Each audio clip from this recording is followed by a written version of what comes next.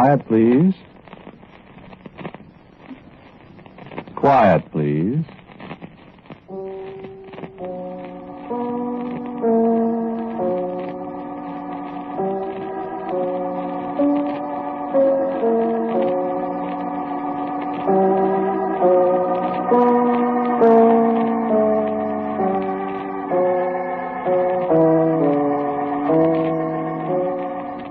The American Broadcasting Company presents Quiet, Please, which is written and directed by Willis Cooper, and which features Ernest Chappell. Quiet, Please for today is called, Is This Murder?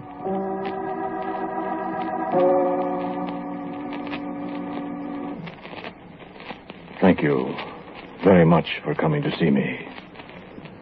I would have come to your office, but I'm sorry, infirmities prevent my going out. That's why I have to have it so dark in here, too. I hope you won't mind. Thank you. Do sit down.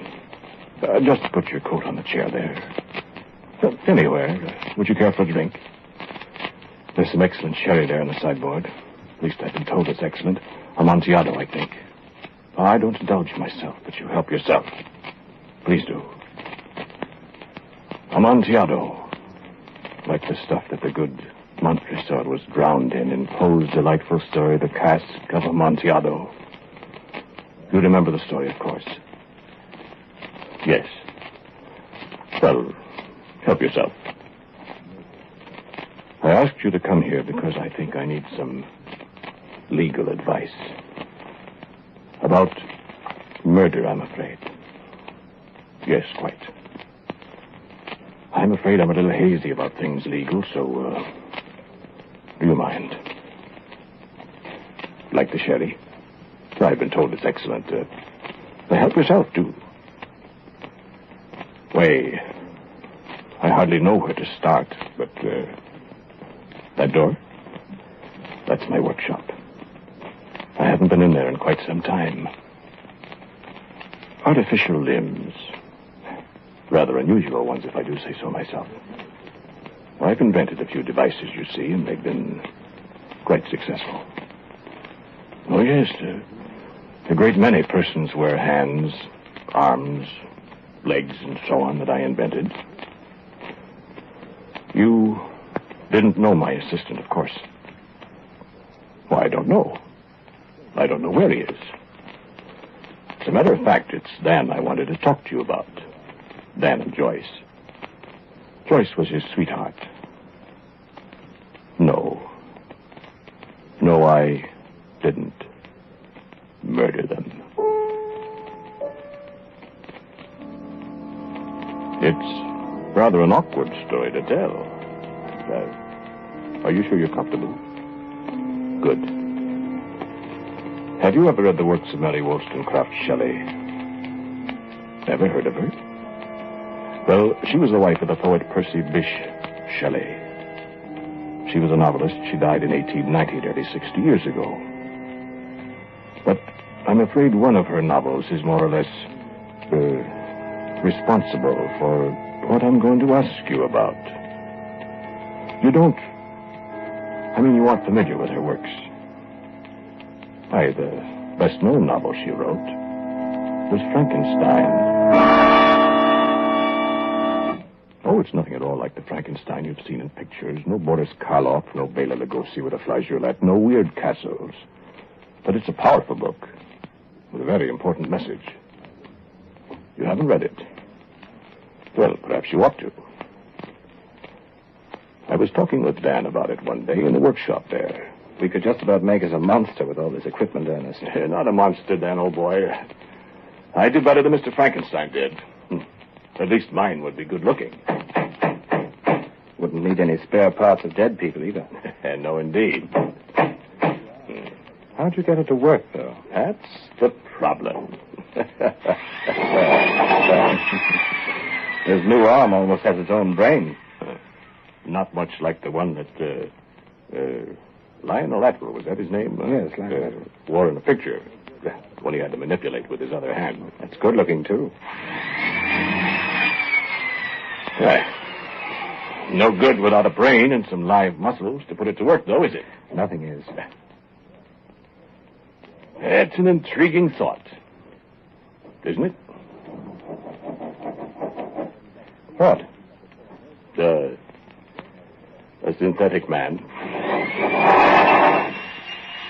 Wouldn't have to feed him, wouldn't have to pay him wages. Great idea. And he'd be good and strong. Duralumin arms and legs. Chrome steel fingers and plastic muscles. Chromium-plated head with wide-angle lenses for eyes. Microphones for ears. And what for a brain? You know what Frankenstein used. A brain. The wrong kind of brain. That was in the picture. He got a criminal brain by mistake, remember? I wonder what would have happened if he'd got a good brain for it. You've got the book and the pictures. Mixed up, boy. All right, but what would happen if you could make a synthetic man and put a real good human brain in it, huh? Wouldn't it be something?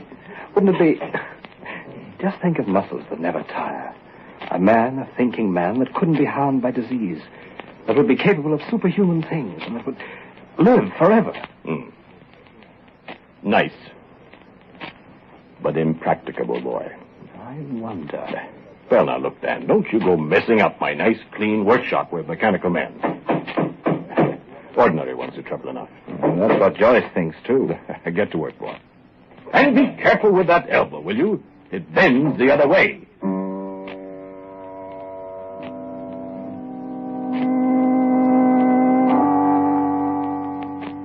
You try some more sherry. I'm told it's exit. Oh, yes. Murder they were talking about. Well, let me see. Let me collect my thoughts. Oh, yes. This first conversation that I've repeated to you, it took place about 6 months ago. I beg your pardon? Where is Dan? Well, I'm sure I haven't the faintest idea. If you don't mind, I like to be orderly, methodical. I think the next occurrence was Joyce's visit to me. Or rather, I met her in a cocktail lounge downtown. Yeah, I haven't been there in a long time. I dropped in one afternoon. It was 3 or 4 weeks later. And I was drinking a lemonade, I remember. My, how long it's been since I've had a lemonade. Oh, no thanks, no sherry. But you help yourself. Can you find a bottle, all right?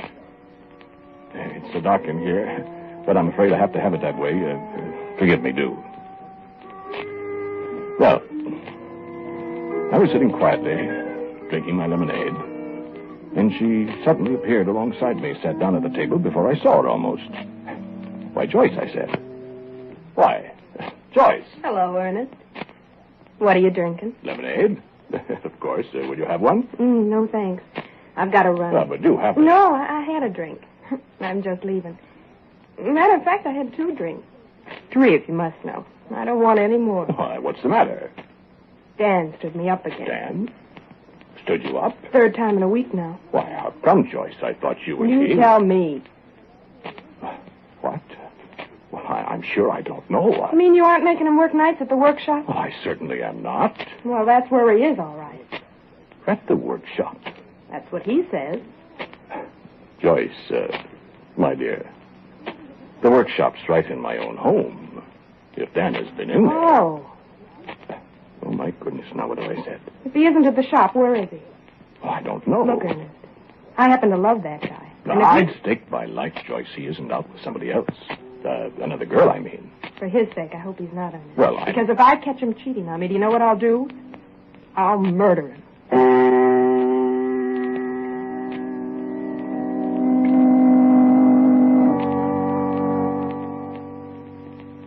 I beg your pardon? No, she didn't murder him. I'm sorry to keep you in suspense, but I'm afraid I'll have to tell you the story in my own way, if you please. Well, Joyce went away, and I thought to myself, my goodness, that Dan is a very foolish fellow. That's a very attractive girl, I said to myself. Dan oughtn't to play fast and loose with her. And she loves him, too, I said to myself. But I shuddered a little when I said it. I didn't like the way she said, I'll murder him. No, sir. I didn't like it.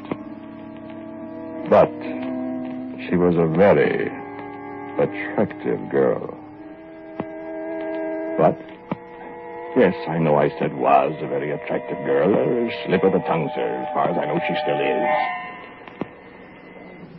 Well, anyway, I taxed Dan with it the next morning. Dan, I said, Dan, you look tired. I am tired, Ernest. Sleeping all right? All right. Here you've been working nights. Who told you that? Joyce. Oh. Said you were working here at the shop. She did. I know you haven't been working here at the shop. Because I'd have known it. Of course you would. Have you been working? If I hadn't been on my own time, Ernest. Joyce seems to think it's her time, too. It does, huh?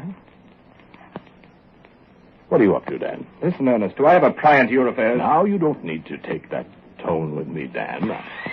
Sorry.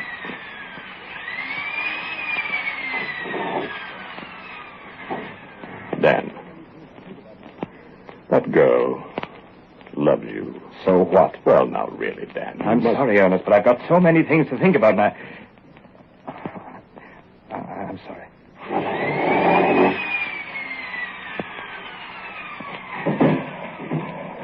Can I help you, Dan?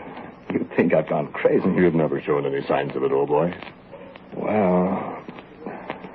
All right. Let's get to work. But I really do think you ought to give more consideration to Joyce, old boy. Listen, Ernest. Yeah? You know that talk we had a few weeks ago? Talk? Frankenstein? Frankenstein? Oh. That's right. Have you been letting that prey on your mind, Dan? I've done more than that. Huh? Come here. Why, what? Come here.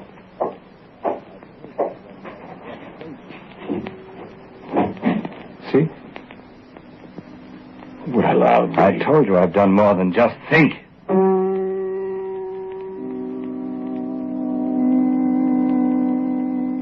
Do you know what he'd done? I looked. A gleaming chromium-plated head. Duralumin arms and legs. And the fingers are high-test chrome steel, Ernest. I used your industrial-type hand, you see? I haven't installed the lenses for the eyes, but there's the selenium cells for light to react on. I've got 2 small microphones for the ears. And look, the hands and arms and the legs are controlled by this solenoid. Why, you're a fool, Dan. Sure. But isn't he a beauty, Ernest? You're a fool. If he only had a brain. Who's that? You idiot. Think so, huh? I'll go. Lock that thing up. It's locked up. Who is it? Why? Good morning, Joyce. Is Dan here? Oh, there he is. Well, hello, Dan. Hello. I wonder if you remember we had a date last night. I'm sorry, I was busy. Busy? Where? Here? Yeah, here. Was he here, Ernest? Yes. He was here. Oh. Alone? Yeah. Well, he was... Well? He was alone, Joyce. I don't believe it. Now, look here, Joyce. Tell her, Dan. Listen. Tell me what? Tell me what, Dan? Look, this is all foolishness. Joyce, he... Cut it out, Ernest. Go ahead, Ernest. I tell you that. Hold it, Dan. Look here, Joyce. Dan's been working on a project of his own. What's her name? It isn't a her, Joyce. No. Show her, Dan. Now, look here. Stop being a fool. Show her. Unlock the cabinet there. Don't you see you're being a fool, Dan? Open the cabinet. I don't Open want... it. Well... What in the world's that? It's a mechanical... It's a monster. Oh, who do you think you are, Dan? Frankenstein? I told you. Let's see it. Does it work? It certainly does work. Can it walk? It's made out of some of the artificial limbs I invented. And a lot of other things, too. Can it talk? Bring it out, Dan. It can't talk yet. Why, how marvelous. Make it move, Dan. Look out. I'll make it raise its arms. Press this button here. See? The other arm, Dan. Why, how wonderful. Dan! Dan!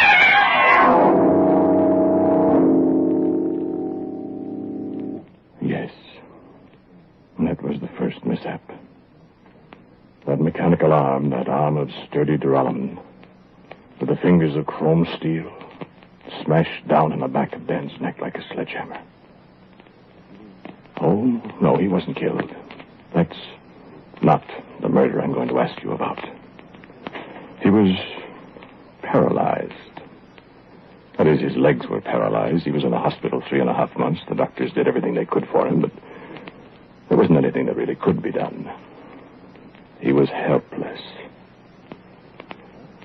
Do have another glass of the sherry. It's excellent, I'm told. Dan used to drink it. And Joyce. Joyce loved it. Huh? Yes, I know. I didn't mean to use the past tense. I suppose she still loved it. Huh?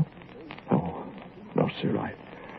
I assure you I'm telling you, what do they say in court? The truth, the whole truth, and nothing but the truth. Yes, indeed. Oh, why, we brought him back here, of course. No relatives, so far as I know. And we were very close, Dan and I. Oh, yes, Joyce was here frequently. Yeah, that girl really loves that boy. I suppose it was really pretty frightful having to lie in bed all the time, unable to move. Joyce used to stay here all day and sit with him. Then at night, I'd come in his room, and the three of us would sit around and talk. Mostly about robots, mechanical men, monsters. And I brought the machine, into his room so we could tinker with it while we talked. And we talked a great deal about it. How do you know it won't work if we put a brain in it, Ernest? It isn't possible, Dan. Frankenstein's worked. Dan, that's a story. Maybe. Maybe it's true. How would you get a brain, Dan? Frankenstein got a brain. And look what happened. But that was a criminal brain. Look, Dan. Even if you could, by some miracle, attach a brain to this thing, It'd work. But it wouldn't work right. Why, Ernest? Because man has no business playing around with such things. You think any brain would turn out to be evil just to punish a man for trying to create a superhuman thing like this? That's exactly what I think. Where would you get a brain, Dan? I don't know. Stop talking this nonsense. The thing is, Ernest, I don't think it's nonsense. Well, it is. Where would you get a brain? If I knew a doctor, Well, you don't. How would you know the brain wouldn't be evil? I'd make sure of that. How? I'd select it very carefully. Will you stop talking about this? Scare you, Ernest. You don't have to be so gruesome. I'd pick a woman's brain, I think. Women are smarter than men. Dick. Want to lend me a brain, Joyce? Well, I should say not. You'd have a fine time, Joyce. You'd live forever. I don't want to live forever. Nothing could hurt you. You could do anything you wanted. And have to live in that metal skeleton? No, thanks. You'd never be hungry. I like being hungry. It's too much fun to eat. And drink. Never be tired. Yeah, I like to be tired, boy. Good night's sleep. I wish I could put my own brain into it. Then I could get up and walk around. Do things. Go places. Oh, stop this morbid talk. This is a play toy, Dan. You talk as if it's coming to life any minute. All it needs is a good brain, Ernest. Well, I tell you what I'll do, Dan. You tell me where to get a brain, and I'll get it for you. And we'll make $1 million. How's that? Well, good night. I'm going home. Gee, I'd certainly hate to have Frankenstein here put his arms around me.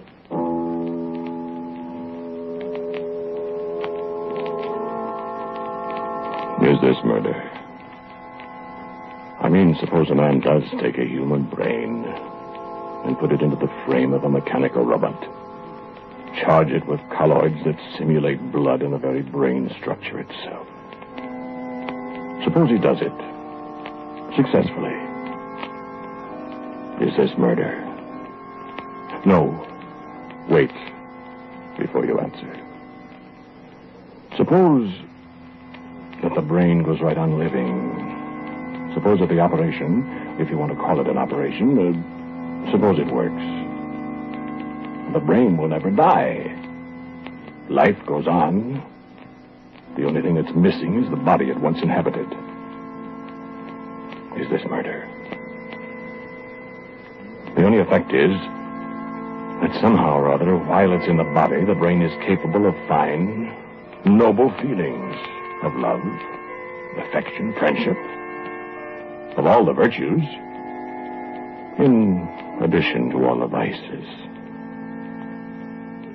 Yes, that's true, but when it's transplanted, well, look at the Frankenstein story. When it's transplanted, the virtues are missing.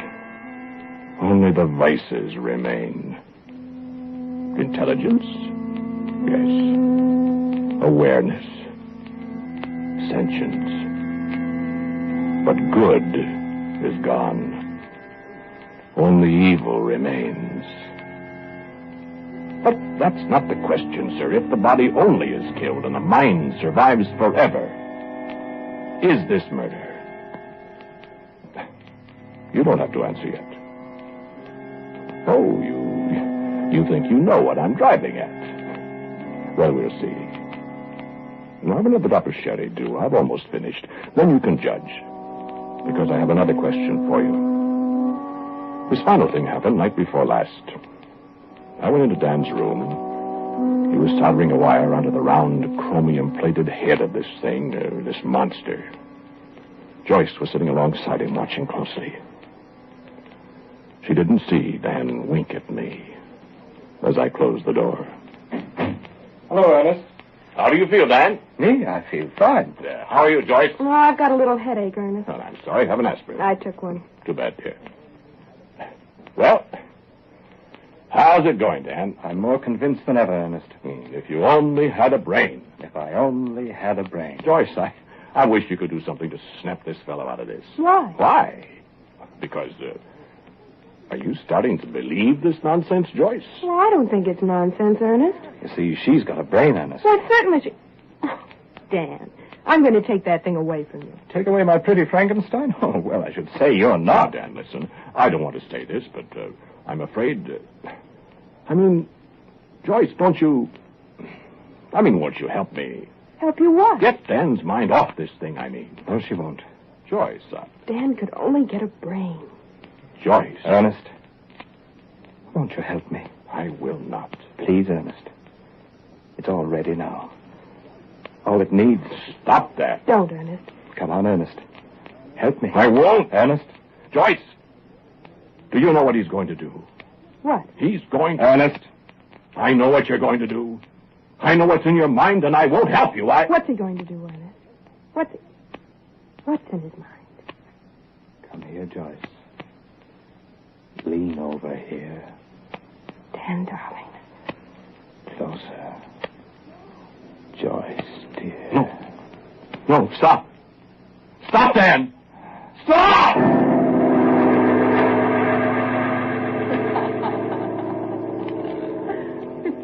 When I came to, all there was in my mind was a confused memory of a pain in my throat and bright lights and confused voices and Joyce's laughter. I tried hard to think. I was dazed. I found I was lying on the floor. I got up slowly. I saw Dan still lying on the bed. He was smiling at me. He said something. No, I couldn't make it out. And then I heard his voice. How do you feel? Ernest. And I tried to answer. And it was a long time before my voice came. And finally I said, where's Joyce? Why, here I am. Frankenstein. And I stretched out my hand to steady myself. And I looked at my hand. Arms and legs of duralumin. Fingers of chromium steel. And I looked in the mirror. And I saw a round, chromium-plated head with lenses for eyes and... You can turn on the light now. If you want to. I ask you the question again. Is this murder? It is. And if a steel and duralumin robot takes a life, or more than one life, is this murder? Because I have been murdered, you say. I do not live. I cannot commit murder. Very well. I told you how the force of evil has taken hold of my brain. No, I didn't kill Dan. Nor Joyce. Not yet. I told you I didn't know where they are. I do. You're in the workshop back there. I locked her in the closet where my body used to be. Dan. Why, he's paralyzed, remember? His hands are strong. But against chrome steel, it won't be murder. Will it? It won't be murder either. When I kill you first. Thank you, sir. No, there isn't any more sherry. Just these.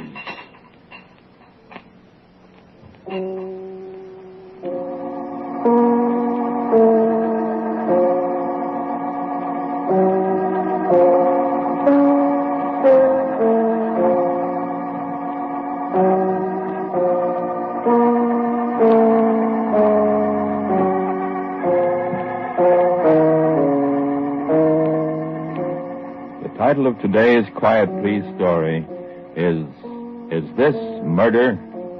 It was written and directed by Willis Cooper.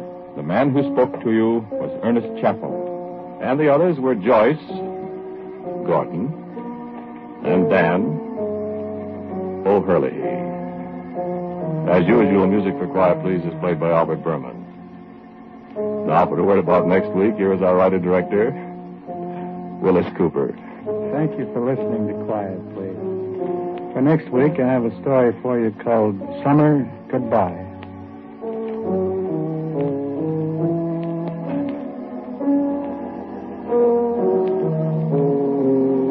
And so until next week at the same time, I am quietly yours, Ernest Chappell.